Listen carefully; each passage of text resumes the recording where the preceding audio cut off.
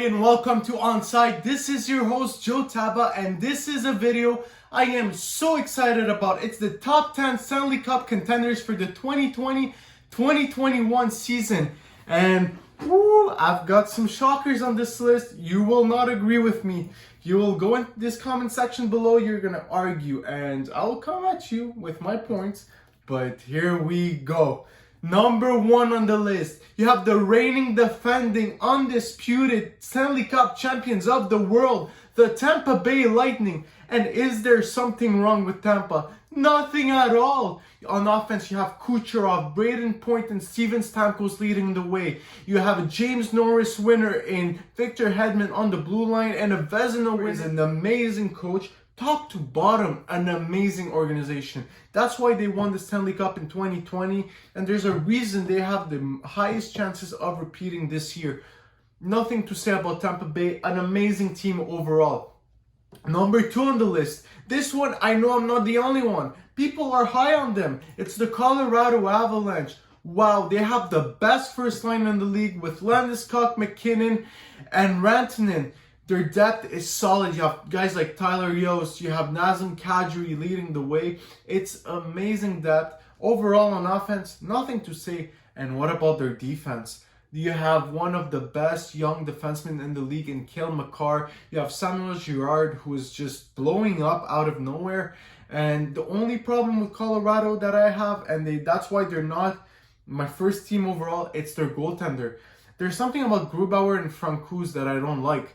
And I was expecting Joe Sakic to fix this problem in the off seasons with the luxury of goaltenders in the market, but he didn't. They believe in them. I don't. But the rest of their team is so filthy, I can't put them below. Number 3 on the list. This one is the first shocker.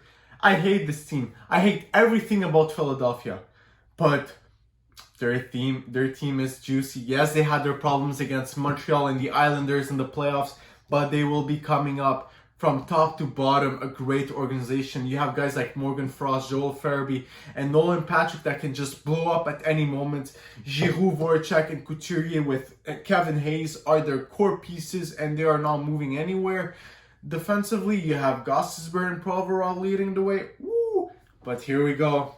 That's the reason why I put the Philadelphia Flyers at number 3. It's kinda hard. The up and coming of Carey Price, he will be one of the greatest goaltenders in the league for the next 10 seasons. No cap, and this will be the difference maker in Philadelphia. And they have to make some adjustments, but my guts tell me Philadelphia number 3 this year. Number 4, they're a little bit lower than I expected. In my mock draft, I had him at number 2. It's the Vegas Golden Knights. It's just the more I look at their lineup, there is something about their offense that is, they're great overall. They're solid top to bottom, but it's lacking that elite, flashy level superstar talent. You have guys like Mark Stone, Pacioretty, Marshall Salt, Riley Smith with William Karlsson that are amazing pieces on offense.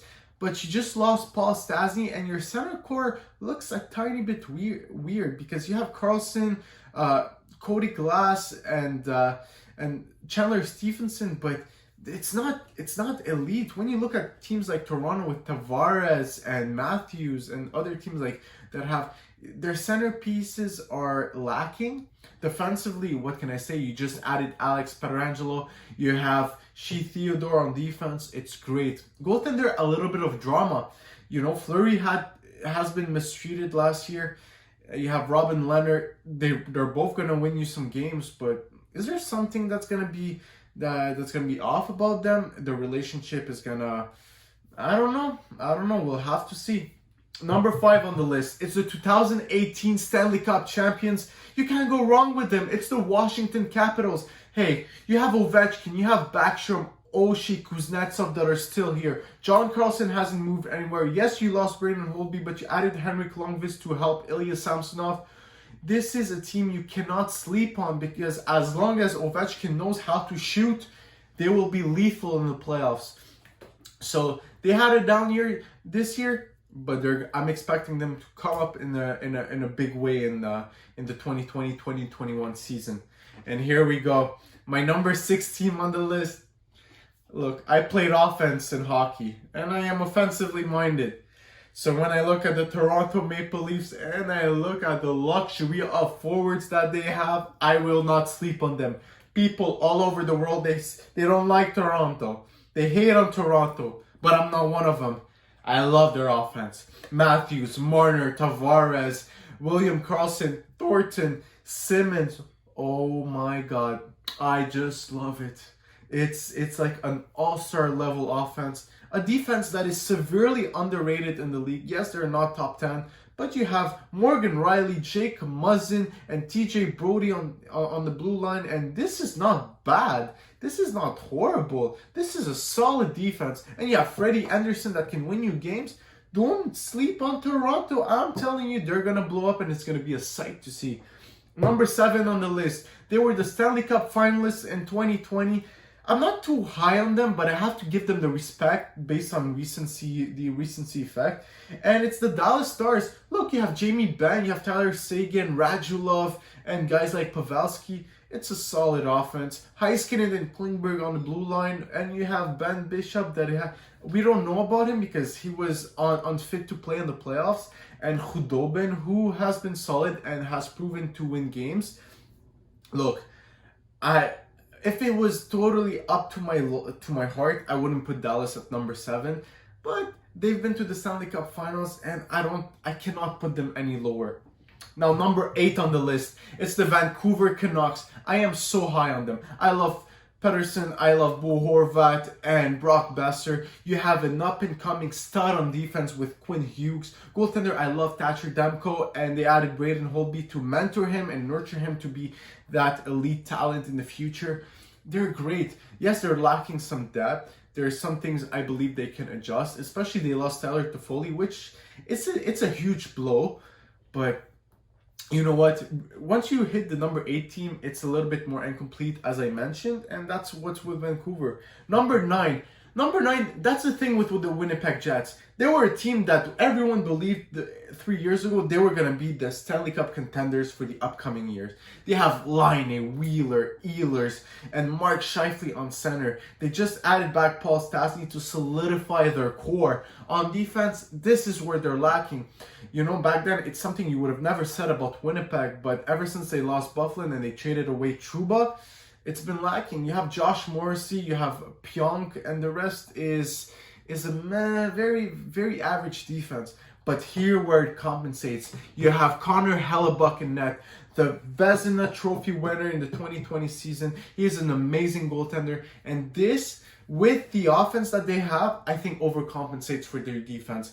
Maybe they will not be that explosive of a team. I don't have as high of an expectation for Winnipeg as a team like Vegas or Philadelphia, but I'm still high on them. I still believe they can surprise everyone. And here we go. Number 10 on the list. That's where people will not agree with me. People are going to throw at me Boston. They're going to throw at me St. Louis. But I'm telling you, it's the Montreal Canadiens. I am high on them. I love Mark Bergevin when he did. You added Anderson, you added Toffoli, Edmondson, Jake Allen, who will help Carey Price recover. So once playoff time, he will be blasting. I'm in love with Montreal. And I'm telling you, they're Suzuki or Kotkaniemi away from being that elite contender. And you have Romanov, who's coming up from Russia, and Shea Weber on defense. I'm in love with them. And when you look at a team like the Boston Bruins and the reason why they didn't put them, there's something about the defense. Yes, they have Charlie McAvoy and other solid defensemen, but they lost Torrey Krug, who is an essential piece. They have some injuries on the forward that might affect their standings, and once come playoff times, they won't have that leverage. No. And here we go with St. Louis. St. Louis, I won't put them because like Pittsburgh in the past, in their past runs, they were reliant on their goaltender. They needed him to be that superstar. And that's the problem. Binnington fell off a cliff last year, and I don't see him recover. It's reminiscent of Matt Murray in Pittsburgh.